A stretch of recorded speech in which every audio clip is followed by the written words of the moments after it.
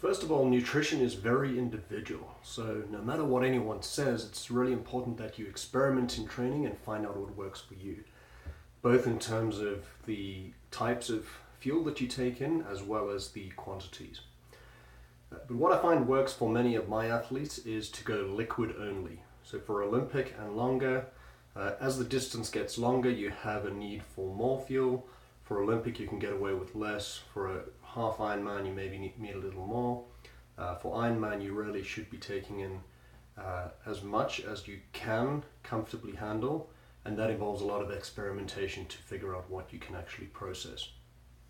So the guideline would be between 200 to 400 calories per hour. Stick to carbohydrate. There's no point in taking in protein and fat during the race. You have enough fat stored as body fat to fuel for fat stores, and carbohydrates the most essential thing to fuel your race performance. I like simple ingredient lists. So something like this is a product called Coach. Very short ingredient list, very simple, very easy to process. What I also use is I just buy maltodextrin powder. So I have a powder like this, mix that 2/3 maltodextrin, 1/3 fructose, mix it in with ginger beer, and that makes a great concentrate.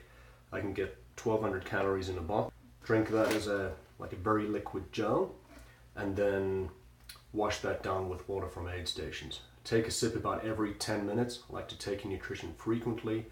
That's better and easier to process than taking in a whole bunch every hour, for example.